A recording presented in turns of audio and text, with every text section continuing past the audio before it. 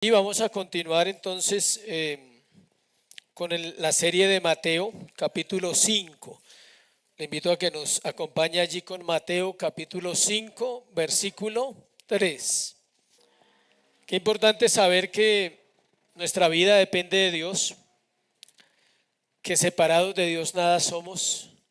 Y de pronto para muchos estas bienaventuranzas tengan preguntas. Y uno la lee y uno dice, no entiendo a qué se refiere.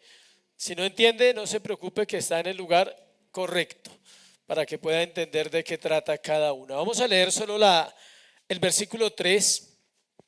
Bienaventurados los pobres en espíritu, porque de ellos es el reino de los cielos. Padre, gracias por esta mañana, Señor, qué bueno poder compartir de tu palabra, de tu verdad. Pedimos tu gracia, tu sabiduría, tu entendimiento. Es difícil entender las Escrituras si el Espíritu Santo no es quien las enseña y las aplica en nuestro corazón. Los predicadores somos solamente una vasija, un tiesto, Señor. Pido tu gracia, tu asistencia, Espíritu Santo, para con la iglesia. Es tu iglesia, es tu pueblo. Yo también soy tu pueblo y soy parte de tu iglesia. Te pido que me hables también a mi corazón y que juntos podamos escuchar tu voz esta mañana, porque la necesitamos de verdad en nuestros corazones. Es en Cristo Jesús que oramos. Amén y amén. Mateo 5:3. Bienaventurados los pobres en espíritu, porque de ellos es el reino de los cielos. Si hay algo que los hombres están buscando sobre la tierra, es la felicidad. Esa es la búsqueda insaciable del ser humano en diferentes maneras. Toda la gente quiere prepararse para algo. A veces puede ser un deporte como los Juegos Olímpicos que acaban de pasar. Y uno ve, es interesante ver las historias de estas personas que duran 4 años preparándose, pero preparándose de verdad, no durmiendo, sino preparándose para competir 10 segundos en una carrera de 100 metros, 20 en una de 200 y 45 segundos en una carrera de 400 metros.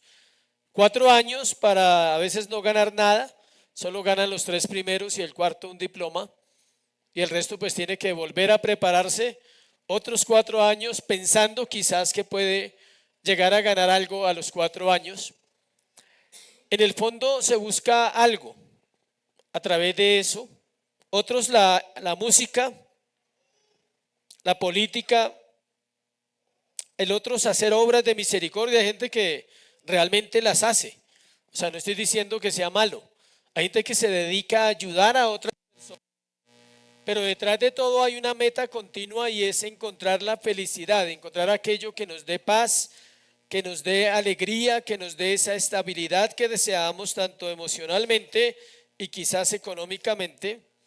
Y esto se refleja en el estilo de vida que cada persona quiere tener. Pero tenemos eso en común toda la raza humana. Deseamos la felicidad. ¿Quieres saber por qué la deseamos? Porque fuimos creados para ella. Porque nosotros fuimos creados para ser ¿qué? Plenos, para ser llenos de gozo, para que su rostro le avise a los músculos que usted es cristiano y que es feliz y que tiene pasión en su vida. Para eso fuimos creados. Pero solo es posible a través de ¿quién? De Cristo, de Él nomás. El asunto está en que esa búsqueda de la felicidad, mientras andamos en esa búsqueda, perdemos precisamente el valor de lo valioso y terminamos engañados. O más tenaz o más difícil, como dicen, terminamos aparentando que somos felices, lo cual no se puede sostener por mucho tiempo. Usted ve gente y usted dice, esa persona se ve feliz, y por la tarde ya no se ve tan feliz. Algo pasó en el día y su cara le cambió, su expresión cambió. O usted ve una persona y la ve bien, y al encontrársela con el tiempo usted de pronto evalúa por el aspecto físico, dice, ¿será que está enferma? ¿O está como acabado? Uy, no, pero se ha engordado. O sea, uno tiende a hacer esos juicios de valor, y en el fondo todos queremos demostrar que estamos bien. Pero escuche esto, Dios en su amor ha dado instrucciones al hombre para vivir, y si Él dice en la palabra 9 veces en este pasaje de Mateo 5, Él dice 9 veces que este pasaje es ser feliz, porque la palabra bienaventurado significa 3 veces feliz, no una. Usted quiere ser una y Dios le dice yo quiero que seas 3. ¿Sí ve cómo es Dios de bueno? Porque Dios es de abundancia. Entonces usted dice yo quiero ser feliz, Dios dice yo no quiero que seas feliz, yo quiero que seas bienaventurado. Si la Biblia enseña que estas bienaventuranzas son la manera para encontrar esa felicidad plena en Cristo, es decir, que cualquier otra forma o cualquier otra expectativa queda anulada por la verdad. Solo de esa manera el hombre llegará un día, si lo logra conocer, a ser pleno. El término bienaventurado, como dijimos, viene de la palabra Makarios con K, Makarios en griego, y significa felices, afortunados, dichosos. Por tanto, el significado pleno del término tenía que ver con un gozo interior que no se ve afectado por las circunstancias. Un gozo interior que si no le pagaron el fin de semana no se pone triste, dice ahorré hasta el martes, ¿sí? Así es el gozo interior, ¿sí? Un gozo interior que si tuvo una discusión dice tengo que mirar qué hice para resolver el asunto con esa persona y no buscar que esa persona es solamente la culpable. Este tipo de felicidad que Dios desea para sus hijos es un estado de deleite, de bienestar. Escuche, no depende de circunstancias físicas o circunstancias temporales. Depende absolutamente de la vida del cristiano con su Señor, con Dios. Vamos a Filipenses 4, 11, 13 antes de entrar en los puntos de hoy. Filipenses 4, 11, 13. Donde el apóstol Pablo manifiesta un poquito qué es ese gozo, esa felicidad que él tenía. Él quiere contagiarnos de esa felicidad. Filipenses 4:11 dice Pablo, no lo digo porque tenga escasez, pues he aprendido. Leamos desde el 10 para entender el contexto. Escuche lo que dice Pablo en la cárcel. Acuérdese de dónde está Pablo. ¿Dónde está? En la cárcel.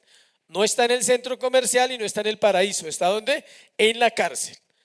En gran manera me gocé en el Señor de que ya al fin habéis revivido vuestro cuidado de mí, de lo cual también estabais solícitos, pero os faltaba la oportunidad. Le explico. La iglesia quería bendecir al apóstol y estaban desesperados por bendecirlo, ¿sí? Y el apóstol dice, me alegro de que estén interesados en mi cuidado. Y mire lo que dice después, no lo digo porque tenga escasez, pues he aprendido a contentarme cualquiera que sea mi situación.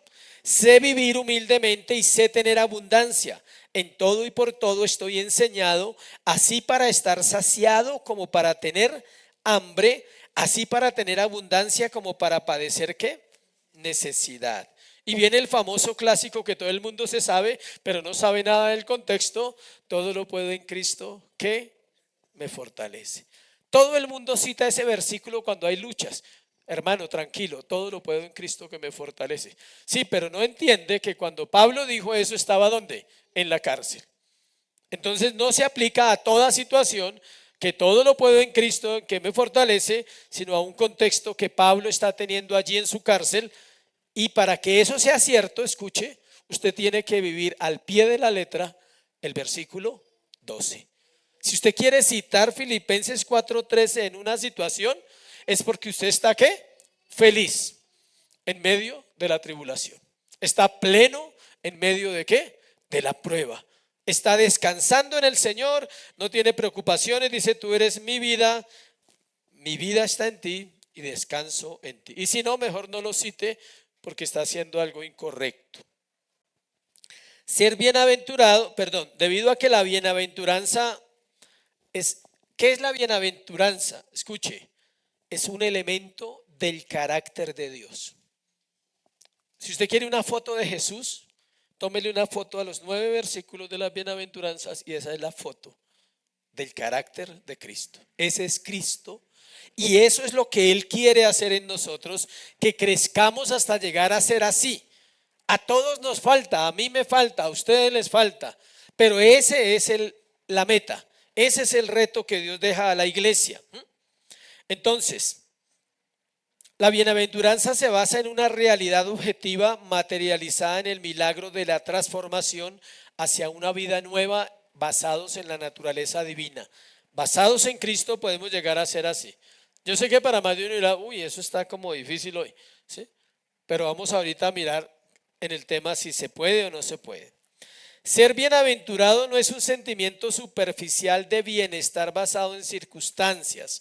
Es decir, no es un día sí, un día no, este mes sí, el año entrante sí, el otro año no. Es una profunda experiencia sobrenatural de contentamiento, basados en el hecho de que nuestra vida está guardada en Dios.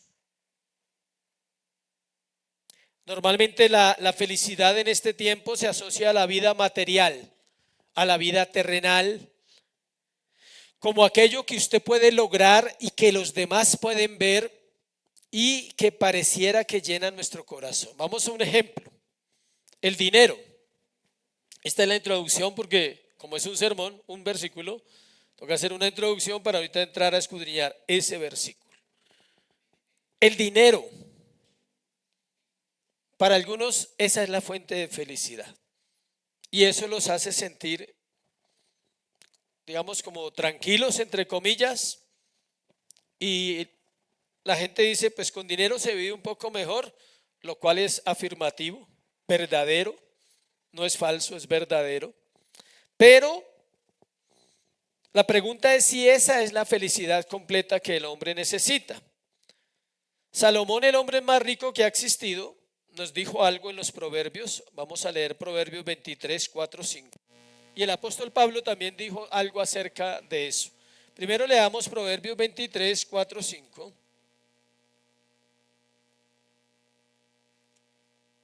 ¿Qué dijo el hombre? Escucha, ¿sí ve quién lo dijo? El hombre más rico que ha existido en todos los tiempos. Ninguno es más rico que él, ni hoy. Y no creo que haya nunca un hombre más rico que Salomón. Ni los grandes hombres que usted dice que son los millonarios de esta tierra, no. Pueden meter los 500 hombres más ricos de este planeta y no alcanzan a tener la fortuna que tuvo Salomón. En realidad era así. El hombre más rico que ha existido dijo lo siguiente, Proverbios 23, del 4 al 5. No te afanes por hacerte rico, dijo el hombre más rico del mundo. Sé prudente y desiste. Has de poner tus ojos en la riqueza siendo ningunas, porque se harán alas como alas de águila y volarán al cielo. ¿Se ve? Un consejo para el que de pronto hoy ese sueño se le acaba de decir, yo quiero ser rico y millonario. Tal vez Dios le dé eso, pero recuerde, esa no es la felicidad. Y primera de Timoteo 6:10, que el apóstol Pablo ya no es tan romántico, él es más claro, el apóstol Pablo. Primera de Timoteo 6:10. Porque raíz de todos los males es el dinero. Perdón, el amor al dinero. No el dinero, ¿sí ve? El dinero no es malo. Es el amor al dinero, el cual, aclara ahí, codiciando algunos, se extraviaron de la fe. ¿Sí ve por qué es el peligro? Y fueron traspasados de muchos dolores. ¿El dinero es malo? No. Amar el dinero es malo porque me desvía de la fe y me lleva a sufrir. Más adelante me va a llevar a sufrir. Y el médico, ser médico en la época de Pablo, de la Biblia, era alguien que de alguna manera llegó a tener dinero. Lucas 12:15. Se dice que los médicos ganan bueno y creo que en esa época ser médico no cualquiera lo era. Lucas 12:15. Les dijo, mirad, escribió el Señor Jesucristo, guardaos de toda avaricia, porque la vida del hombre no consiste en la abundancia de los bienes que posee. Estos versículos son muy importantes para lo que vamos a hablar hoy de bienaventurados los pobres en espíritu. Aclarando que vamos a mirar más adelante que no estamos hablando de pobreza económica tampoco. Tristemente, muchos predicadores y maestros hoy en día y escritores a los cuales es necesario tapar la boca, están transmitiendo una filosofía mundana desde los púlpitos en el nombre del cristianismo y afirman que la fidelidad a Cristo garantiza prosperidad, salud, riqueza, éxito y prestigio. Pero Jesús no enseñó tal realidad.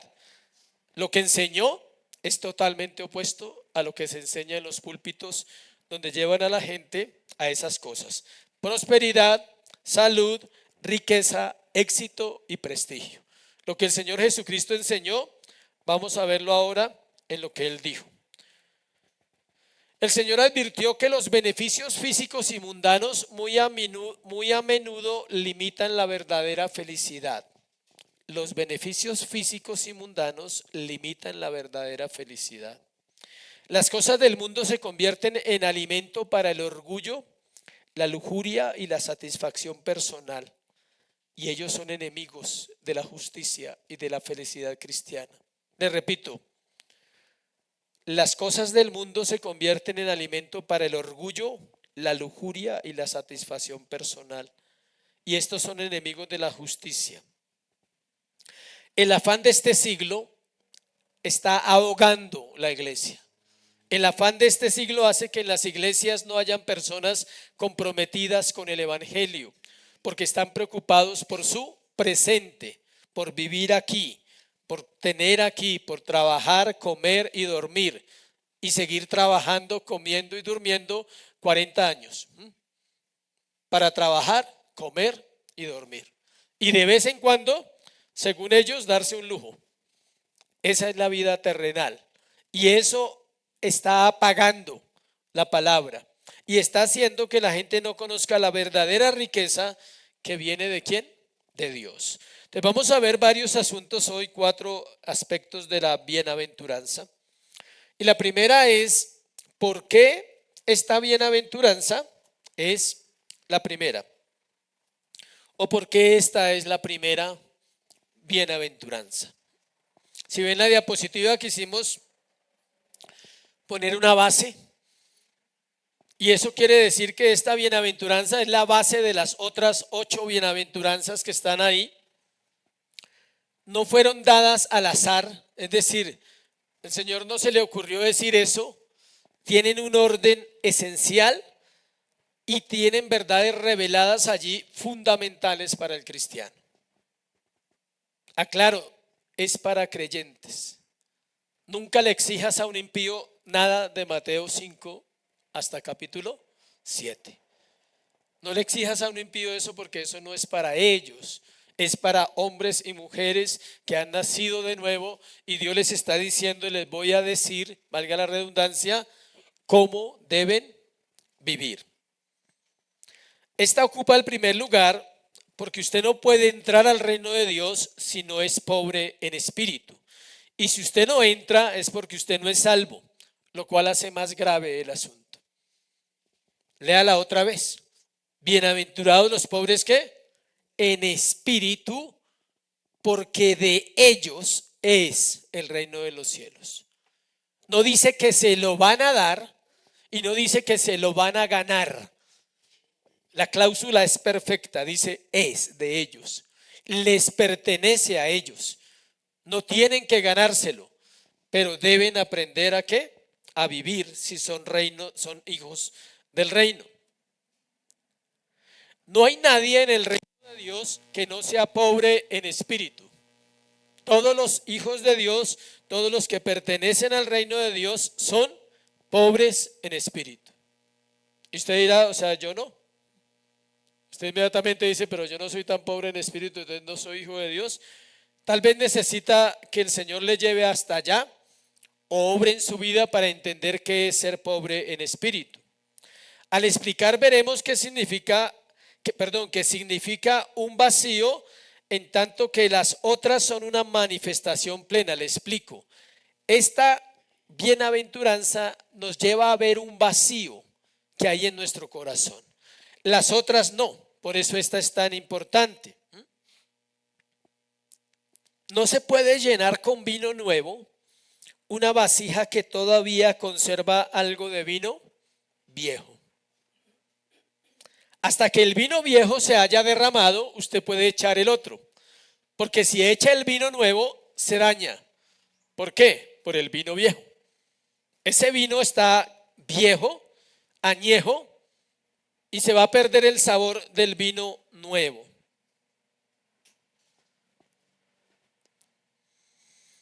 Esto quiere decir que antes de llenar algo, tiene que haber un ¿qué? Vacío. Y estos dos aspectos se ven mucho en el Evangelio. Primero hay que derribar y luego hay que levantar o edificar. Esta bienaventuranza es el fundamento, como vemos ahí, de todo lo demás que vamos a hablar durante esta serie del Sermón del Monte. Y vamos a poner un ejemplo práctico. Es como si a usted le dijeran que escale una montaña que es imposible de escalar y usted en sus emociones arrancara de una a escalarla. Así es esa bienaventuranza. Parece una montaña imposible de escalar y uno, como no lo entiende, no dice, no, pues tal vez sea fácil. Pero es igual que si una persona le dicen, mire, hay una montaña que nadie ha escalado, es imposible. No, yo la escalo, y arranca a escalarla, va a fracasar. Si no somos pobres en espíritu o no sabemos qué es realmente esto, no vamos a ser felices y mucho menos vamos a entender las otras bienaventuranzas. Esto me preocupa, esta frase, cuando uno dice que la gente siente la presencia de Dios. Dice, si alguien siente en la presencia de Dios algo que no sea absoluta pobreza de espíritu, en último no quiere decir que nunca estuvo en la presencia del Señor. Le repito, si alguien siente en la presencia de Dios algo diferente que no sea absoluta pobreza de espíritu, en realidad nunca ha estado frente al Señor.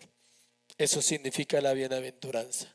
Que todos los que estén frente al Señor se van a sentir como así: pobres, indignos, miserables, necesitados, muertos, débiles, frágiles. Así debe sentirse una persona cuando va a orar y dice que el Señor estuvo con él, porque eso es lo que produce la presencia de Dios en una vida. Si usted dice que se sintió solo feliz y que salió solo lleno de poder, no estuvo en la presencia de Dios. Segundo, el significado de ser pobres en espíritu. ¿Qué es ser pobres en espíritu? Aclaramos para todos los que están luchando ya con esta parte del tema que no se trata de pobreza económica. Bueno, para que su corazón vuelva a estar ubicado. No se trata de pobreza económica. ¿Listo? Puede seguir. Espíritu con minúscula, no aclaramos. El espíritu del hombre, no el espíritu de Dios con E mayúscula, sino el significado de ser pobres en espíritu.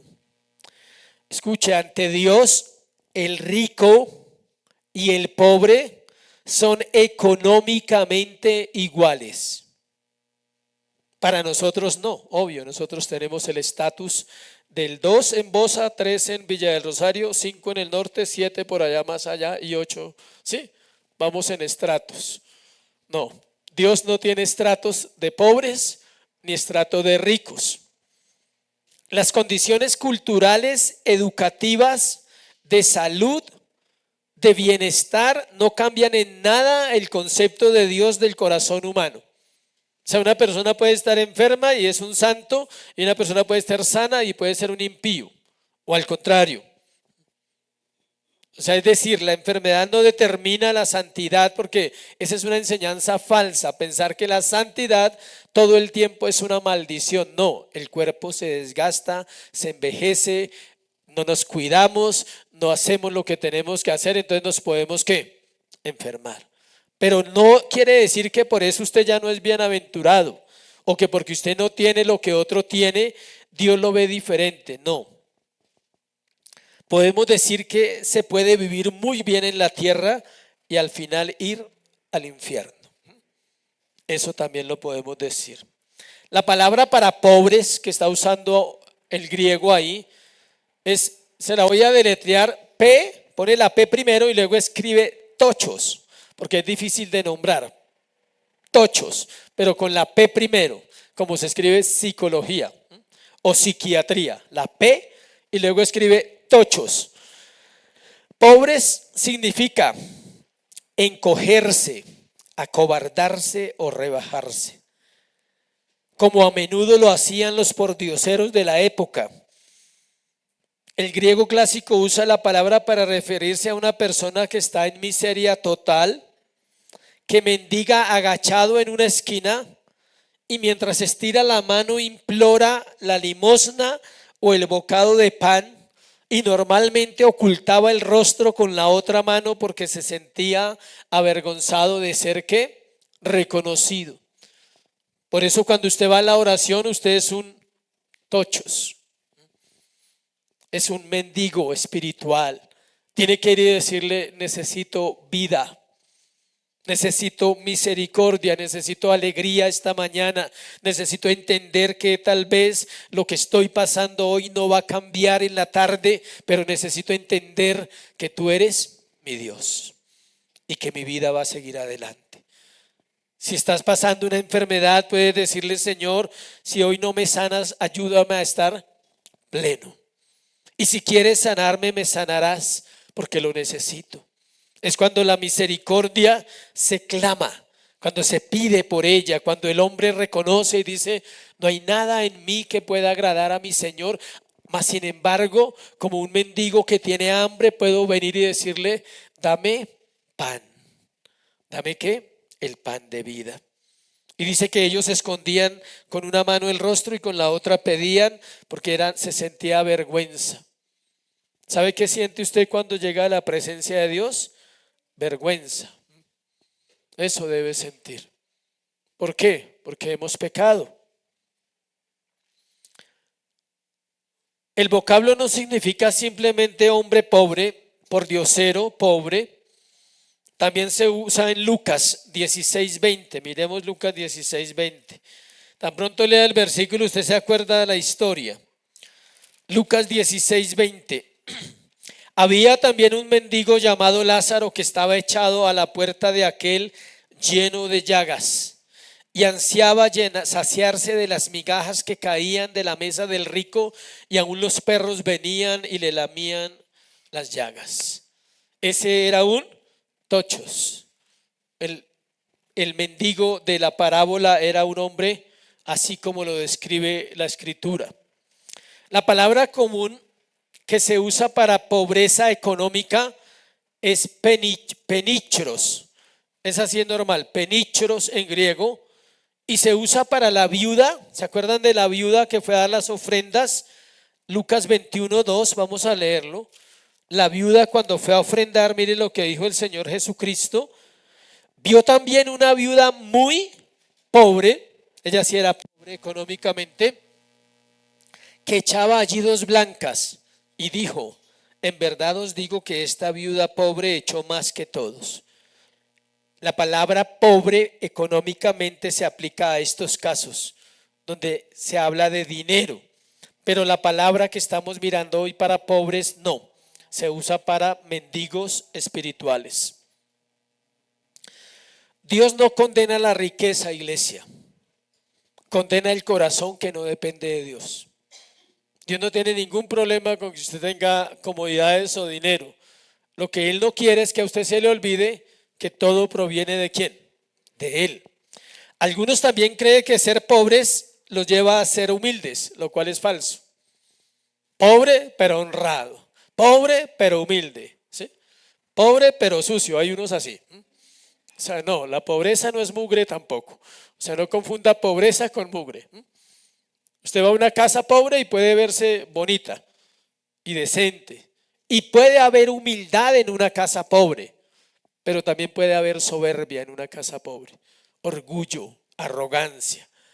Tanto el rico como el pobre necesita reconocer que depende de Dios. Usted va a una casa de rica y puede haber pobreza total. La frase que aprendí hace muchos años, que hace días no uso, que son tan pobres que lo único que tienen es ¿qué? Plata. No tienen nada más, solo tienen eso. Pero son personas pobres en su corazón. Ser pobre en espíritu es reconocer la pobreza espiritual al margen de Dios. Nada de estándares humanos. Es verse como realmente se es. Perdidos, sin esperanza, indefensos. Toda persona apartada de Jesucristo es espiritualmente indigente. Cualquiera que sea su educación, su riqueza, su posición social y sus logros o su conocimiento religioso, sigue siendo un indigente y no le gusta. Es muy difícil ir a decirle a una persona que tiene comodidades, que parece que terminó sus carreras, su empresa, sus autos, todo eso, ir a decirle tú eres un indigente, lo siento. Estás muerto espiritualmente, estás desnutrido por dentro, estás podrido, como la comida se pudre, dicen está podrido, pero es lo que dice la Biblia. Toda persona sin Dios es un indigente. Ahora la pregunta es, ¿y los que estamos con Dios también somos indigentes? Pero hemos encontrado donde pedir ¿qué? Pan. ¿Se acuerda de los pordioseros del Antiguo Testamento? Los 4 que encontraron comida y fueron y dijeron, ¿cómo vamos a esconder esto? Vamos a ir a buscar a otros y vamos a decirles que hemos hallado ¿qué? Comida, paréntesis, evangelismo. ¿Encontraste comida? ¿Por qué no le dices a otro pordiosero que tú encontraste comida? ¿Por qué no le dices a otro que está aguantando hambre como la que nosotros teníamos espiritualmente que hay un pan y que hay comida?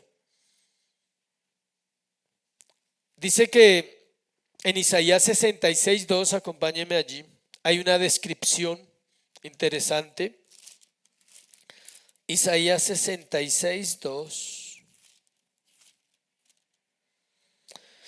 Mi mano hizo todas estas cosas y así todas estas cosas fueron, dice Jehová. Y mire lo que dice tan bonito el Señor. Pero miraré a aquel que es pobre y humilde. ¿De qué? De espíritu y que tiembla a mi palabra. Esa es la humildad verdadera, el temor al Señor de decir, guárdame de querer resolver muchas cosas en mi vida por solo querer vivir ¿qué? Mejor. Miraré a aquel que es pobre y humilde de espíritu y que tiembla a mi palabra. Ese verso describe a los individuos que están quebrantados de corazón y contritos de espíritu, que es lo que dice Isaías también, y el Salmo 34:18, léalo por favor. Estas citas hay que leerlas para que obren en nuestros corazones. Salmo 34:18 dice, cercano está Jehová a los quebrantados de corazón y salva a los contritos de espíritu. Tercero, ¿cómo entonces llegamos a ser pobres de espíritu? Ya dijimos que la bienaventuranza es una base de todas las bienaventuranzas y que por algo está de primeras. Ya dijimos qué significa ser pobre, ahora es cómo. ¿Cómo podríamos llegar a ser pobres en espíritu? Entonces debemos saber que no empieza con nosotros, o sea, no empieza con nuestras capacidades, comienza con Él, con Dios, con Cristo. Comienza de lo que somos y de lo que no somos, escuche. ¿Qué somos? Pecadores en proceso, pecadores salvados por la gracia, eso somos. ¿Y qué no somos? Perfectos. No somos como Él es, absolutamente santo. No podemos amar como Él ama. No podemos perdonar como Él perdona. Entonces tenemos que partir de ahí, de algo que sabemos que somos y de algo que también sabemos que ¿qué? Que no somos. No es tirarse al suelo.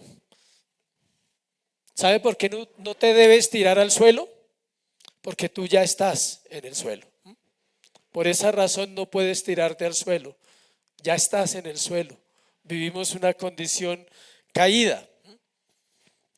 La pobreza de espíritu tiene que ver con hacernos humildes y eso solo lo puede hacer ¿quién? Dios.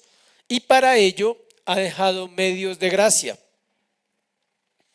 La humildad no es una obra humana necesaria para hacernos dignos, sino una obra divina necesaria para hacernos ver que somos indignos.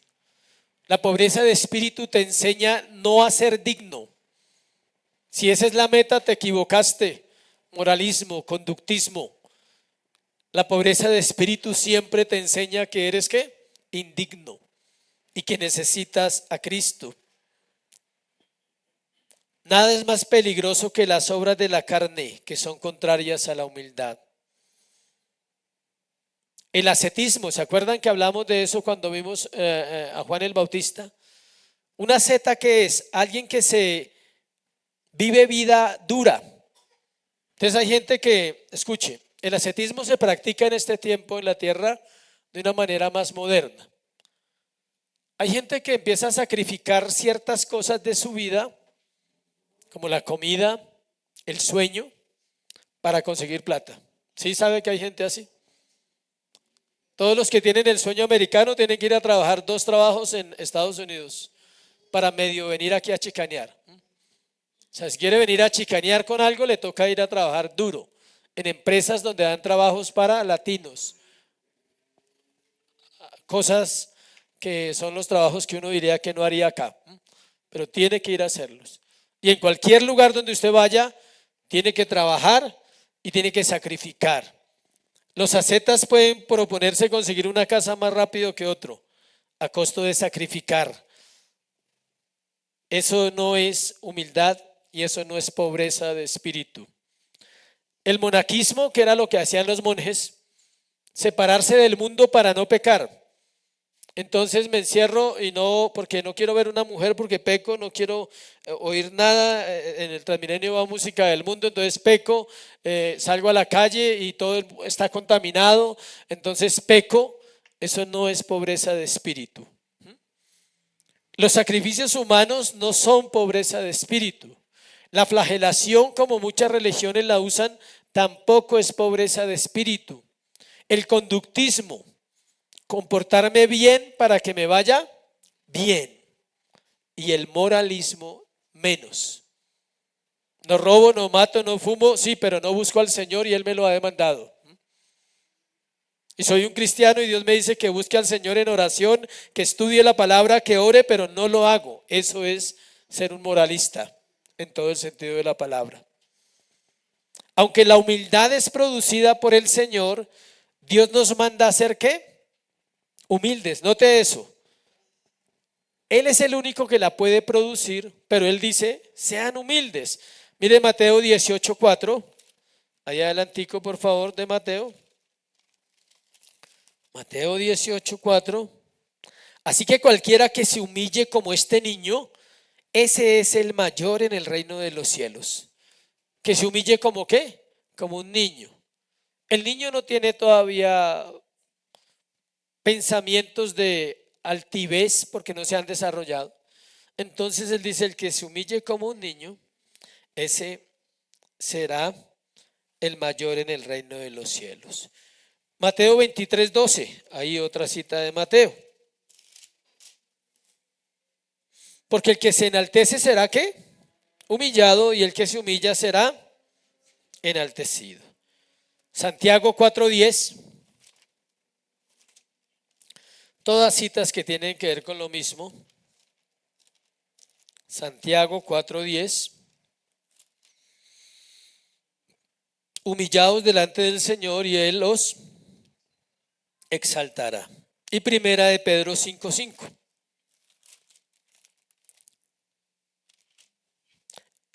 Igualmente jóvenes, como aquí hay hartos, estad sujetos a los ancianos. Y todos sumisos unos a otros, revestidos de humildad, porque Dios resiste a los soberbios y da gracia a los humildes. La obra de salvación no sucede la obra de santificación no sucede sin la cooperación del hombre. Dios lo salva, Dios lo llama, Dios lo ubica, Dios lo va guiando, pero Dios le dice, tiene que hacer esto. No sea soberbio, no sea orgulloso. Uno mismo sabe cuánto hay de eso en la vida de uno. Uno mismo lo sabe. Todos tenemos esa raíz en nuestros corazones. Algunos ya tienen un bosque, pero algunos todavía tienen la raíz. ¿Qué pasa cuál es la diferencia entre la raíz y un bosque? ¿Cuál se ve más? El bosque. La raíz puede estar tapada por ahí, pero el bosque se ve. Y algunos dejan que esa raíz de orgullo se les vuelva un árbol o un bosque y terminan siendo muy orgullosos. Y nadie, escuchen, nadie lo puede identificar más claro que usted mismo. Y eso es lo que Dios quiere. ¿Sí sabía que la lucha de grandes predicadores es esa? De grandes hombres de Dios que han existido han tenido que reconocer. Martin Lloyd-Jones, que fue un predicador de Inglaterra, 50 años en la capilla de Westminster, donde predicó Charles Spurgeon, él fue pastor 50 años allí, médico, una mente brillante del siglo pasado. Él decía eso, decía, la lucha más grande de su vida fue ¿qué? El orgullo. Y grandes hombres de Dios han tenido que reconocer y decir que es un problema muy serio en el corazón del cristiano. Miremos varios asuntos, 3 asuntos que nos ayudan a entender este punto de cómo llegamos a ser pobres en espíritu. A. Quitar la mirada de nosotros mismos y ponerla en Dios. ¿Cuánto hace que no contemplas a Cristo? Y alguien se preguntará, ¿se puede contemplar? ¿O cómo hago para contemplar a Cristo? Y este punto, o esto que vamos a mirar en esta primera parte de quitar la mirada de nosotros mismos y ponerla en Dios, he notado que muchas personas sufren con esto. Y es que están centrados en su pecado y han dejado de mirar a Jesús. Y siempre están justificando sus acciones porque dicen que son ¿qué? Pecadores.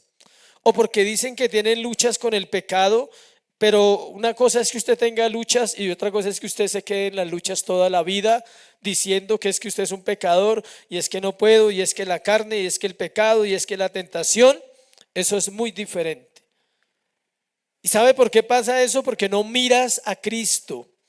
Porque tienes que ir y confesar el pecado y creer que cuando lo confieso el Señor ¿qué? Me lo perdona e inmediatamente miro ¿a quién? A Cristo y Él me da santidad. Dejo de mirarme. Hay 2 formas como usted se mira, una para justificarse y la otra para justificarse. Son 2 formas que usa. Si no usa una, usa la otra, pero usa cualquiera de las 2. Una para justificarse y la otra también para justificarse. Entonces no mire sino ¿a quién? A Cristo. Cuando hablamos de mirar a Cristo estamos diciendo reconozco mi imperfección, reconozco mi debilidad, reconozco mi pecado, pero no me quedo rumiando en el pecado. No me quedo diciendo, no, es que yo soy muy débil, siempre me cuesta, pobrecita, pobrecito. No, Cristo es mi fortaleza. Cuando yo confieso mi pecado, instantáneamente le digo, Señor, pero tú eres mi roca, pero tú eres mi castillo fuerte, tú eres mi espada, tú eres mi escudo, en ti estoy seguro. Mi pecado ya fue perdonado, ya fue confesado, ahora recibo ¿qué? La gracia para vivir. Si un cristiano entiende esto, deja de luchar con el pecado y empieza a ser un verdadero creyente que es útil para sus hermanos en la iglesia. Dios en su perfección y santidad, debemos pedirle cuando miramos a Dios que nuestro corazón sea quebrantado y que podamos verlo en su santidad y en su perfección para parecernos más a Él. B. Debemos matar de hambre la carne, eliminando lo que la alimenta. ¿Qué alimenta la carne? El orgullo, Tengo que matar de hambre aquellas cosas que promueven mi orgullo. ¿Qué es lo que promueve tu orgullo? Tú lo sabes. Buscar alabanza, buscar elogios, vivir de apariencias, tener miedo que la gente sepa lo que soy realmente. Todo eso alimenta ¿qué? La carne. Pero resulta que la naturaleza pecaminosa de nosotros es como un camaleón. Tiene maneras de camuflarse y tiene maneras de engañarnos. Entonces a veces hasta las mejores intenciones las usamos para nuestro propio beneficio. Y hay un punto de equilibrio, ¿no? Tampoco podemos caer en rechazar todo elogio y todo reconocimiento porque también es necesario. Cuando alguien reconoce algo de otra persona y lo hace de corazón, usted no puede decir, uy, no me adule, no me elogie. No, eso es orgullo también. No me elogie, no me adule. No, hay cosas que hay que reconocer a la gente que son buenos para ciertas cosas y las hacen muy bien. Tercero, debemos pedir a Dios humildad. Y aquí aclaro, no un cartel de humildad, sino humildad, ¿sí? No es para que todo el mundo lo vea. Es humildad, sencillo. Acompáñeme al Salmo 51:10, Salmo de David.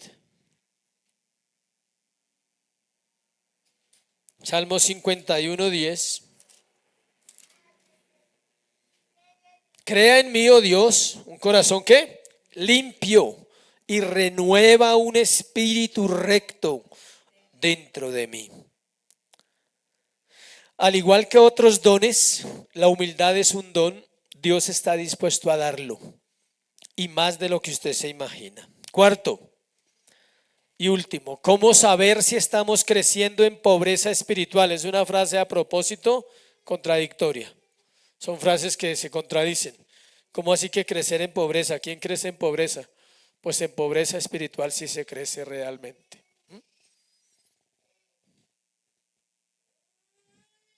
Vamos a ver varios aspectos, frases que anoté ahí para que las miren ahí en la imagen. La primera dice, si somos pobres en espíritu, nos destetamos a nosotros mismos. No nos detestamos, sino nos destetamos a nosotros mismos, aunque también se puede detestar, ¿sí? Acompáñeme al Salmo 13:12.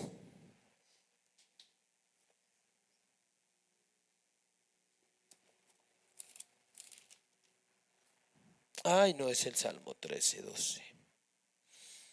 Perdón, 131:2, leí mal. Salmo 131:2. Esa frase está ahí, menos mal que está ahí en la Biblia. Mire lo que dice el salmista tan bonito. Dice, en verdad que me he comportado y he acallado mi alma como un niño destetado de su madre, como un niño destetado está mi alma. Increíble, ¿no? Que el salmista hable de ese asunto. O sea, madure espiritualmente. Madure en su alma, destete su alma de la inmadurez. Salga de ese proceso de inmadurez y diga, Señor, necesito destetarme de mí mismo. ¿De quién depende usted? De usted mismo. Y mientras usted dependa de usted mismo, no está confiando en quién, en el Señor. Confiar en el Señor es decir, Señor, así está mi alma. Vuelvo y lo leo. En verdad que me he comportado y he acallado mi alma como un niño destetado de su madre, dice. O sea, un infante, como un niño destetado está ¿qué? Mi alma. Apenas el salmista empezaba a entender las escrituras. Y así estamos muchos, apenas empezando a entender. Mire Gálatas 2:20, usted debería sabérselo.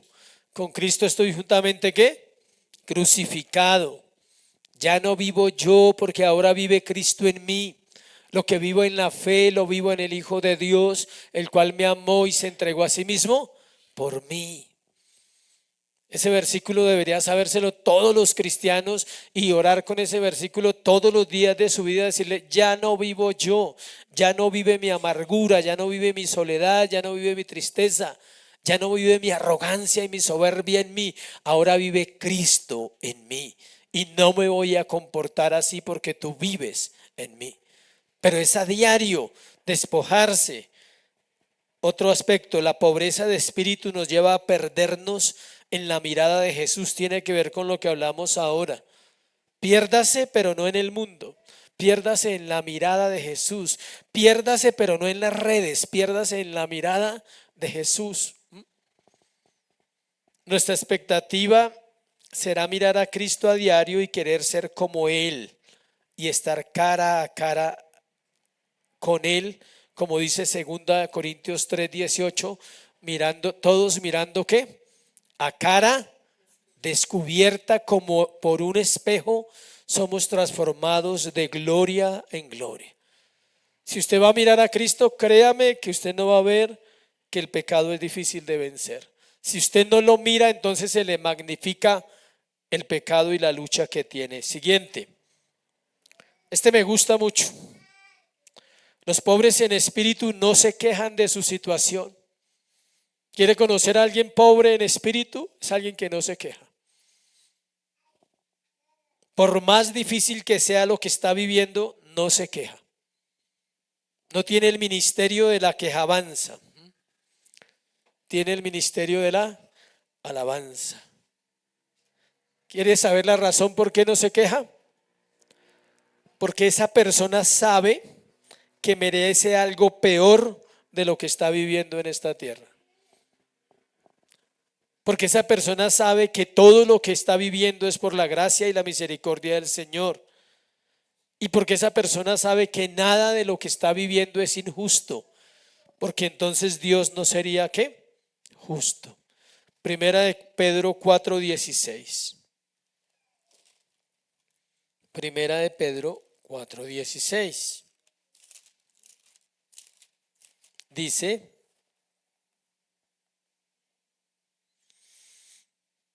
pero si alguno padece como cristiano, no se avergüence, sino glorifique a Dios por ello. Sufre porque es cristiano. Hay gente que sufre en los trabajos por ser cristianos. Y hay otros que sufren porque esconden que son cristianos. También son los dos casos. Romanos 8:17-18. Romanos 8:17-18. Y si hijos, si ve, dice, y si somos hijos, también herederos de Dios y coherederos con Cristo, si es que padecemos juntamente con Él, para que juntamente con Él seamos ¿qué? Glorificados. Pues tengo por cierto que las aflicciones del tiempo presente no son comparables con la gloria venidera que en nosotros ha de ¿qué? Manifestarse. Por eso una persona no se queja cuando es pobre en espíritu por las circunstancias, porque él sabe que le espera la gloria eterna. Decía un predicador: 80 años de luchas acá no pueden compararse a una eternidad con Cristo. No se pueden comparar. Siguiente. Los pobres en espíritu ven con claridad las virtudes y fortalezas de otros. Aprenden a ver en otros lo bueno y no la crítica a toda hora. Para que esto sea posible es porque ven sus pecados y debilidades primero. Si usted quiere ver algo bueno en otra persona, tiene que dejarse ver solo bueno solo en usted. O sea, si usted cree que usted solo hace las cosas bien, nunca va a haber nada bueno en nadie. Y nadie será suficiente para nada, solo usted. Eso nunca lo va a poder lograr alguien que solo ve las debilidades y los pecados en los demás. Hay dos citas que no las voy a leer, que ustedes las conocen: Filipenses 2:3 y Romanos 12:10. Ambas hablan del concepto de personas, de cómo debemos tener un más alto concepto de los demás y cómo debemos tener un concepto correcto de nosotros. Siguiente, Romanos 12:10 y Filipenses 2:3. Siguiente, los pobres en espíritu pasan mucho tiempo en oración. ¿Por qué cree que una persona que es pobre en espíritu ora harto? Porque es pobre en espíritu, ya, no hay más que decir. Es dependiente de Dios. Él dice, no, no puedo vivir de otra manera. Así como el mendigo físico pide sustento material, el mendigo espiritual pide alimento espiritual. Debemos tocar la puerta del cielo constantemente porque constantemente estamos en necesidad. Así como Jacob luchó con el ángel, usted debería decirle a Dios, no te dejaré hasta que me bendigas. Pero para ello pues no lo puede hacer en 3 minutos, ¿no? Tiene que orar y tiene que orar y tiene que orar y llegar al corazón del Señor. Siguiente, los pobres en espíritu aceptan a Cristo en sus términos, no en los nuestros. Se someten a Dios. No se puede tener a Cristo y conservar mi orgullo. Uno de los dos tiene que desaparecer. O está Cristo o está el orgullo. No puedo tener a Cristo y tener mis placeres. No puedo tener a Cristo y tener mi codicia. No puedo tener a Cristo y tener mi inmoralidad. Una de las dos cosas no va a estar en su corazón. No vamos a modificar las reglas de Dios ni por tradiciones ni por falsas enseñanzas. La Biblia dice que Cristo viene como Señor y no nosotros como señores en este caso. Mire lo que afirmó Thomas Watson, el gran puritano, siglo XVII, dijo lo siguiente: los moradores de un castillo que han estado sitiados por mucho tiempo y que están listos para ser tomados se entregarán bajo cualquier condición a fin de salvar su vida. Cuando sitiaban los castillos para las guerras, ellos resistían un tiempo hasta que se acababa la comida. Cuando ya se acababa todo, ellos se rendían. Aquel cuyo corazón ha sido una fortaleza para el mal y el pecado y que se ha mantenido por mucho tiempo en oposición a Cristo, una vez que Dios lo lleve a una pobreza de espíritu y se vea condenado y sin Cristo, entonces estará listo para suscribirse a cualquier artículo que Dios le diga y cualquier palabra que Dios le mande. Y podrá decir lo que dice la Biblia: ¿qué deseas que yo haga? Una persona pobre en espíritu, cuando le dice a Dios, háblame, luego le dice, ¿qué deseas que yo haga? Y no háblame para no hacer, sino háblame porque yo deseo obedecerte. Cuando somos pobres en espíritu, siguiente, alabaremos y agradeceremos a Dios por su gracia. ¿Quiere conocer una persona que está entrando en el proceso de humildad y que se encamina a ser pobre en espíritu?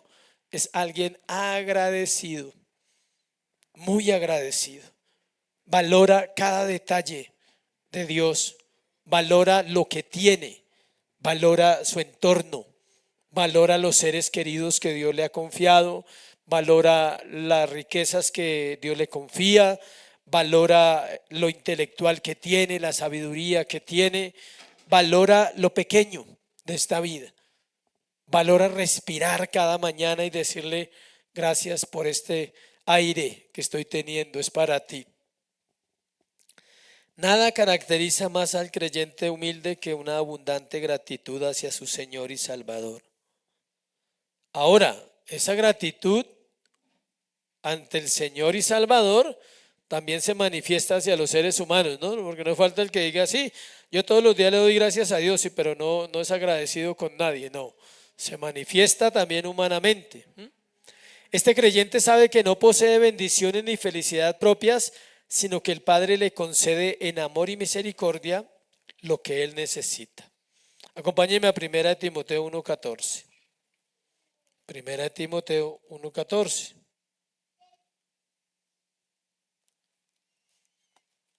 A veces leemos los versículos y no les ponemos atención a lo que dicen. Mire, este es lo que dice. Pero la gracia de nuestro Señor fue más abundante con la fe y el amor. ¿Sí ve? La gracia del Señor es abundante en esas dos cosas para sus hijos. ¿En qué?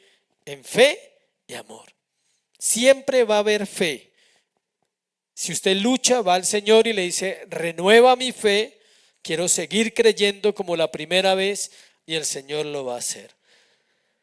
Ahora, cerremos con lo último que dice ahí la última frase. Bienaventurados, ¿qué? Cerremos en Mateo. Bienaventurados los pobres en espíritu, y dice, porque de ellos es que el reino de los cielos. Resulta que no es una cuestión de recompensa, no es un regalo, es una consecuencia. ¿Por qué? Por ser pobre en espíritu hay una consecuencia, un resultado de ello, y es el reino de los cielos es suyo. No es un galardón porque ya lo tiene. Algunos afirman que estas bienaventuranzas son para el fin de los siglos. El sistema dispensacional afirma que estas bienaventuranzas se van a vivir en el reino venidero. La pregunta es ¿para qué? ¿Para qué usted necesita ser pobre en espíritu si ya no pelea con nadie? O sea, acá es donde tiene que ser humilde. ¿Para qué usted necesita orar si allá no va a orar? O sea, ¿para qué usted necesita poner la mirada de Jesús y va a estar ahí todo el tiempo y no hay a quien mirar? Y usted no desea mirar a nadie más porque está eternamente con Él.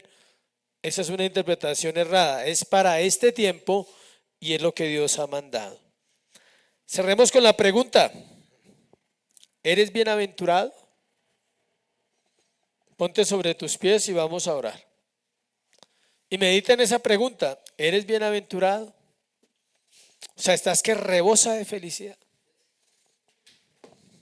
O sea, rebosa tanto de felicidad que quiere pasársela a otros. Sí, dice, Señor, me sobra para otros. Pero comencemos al menos por ser pobres en espíritu.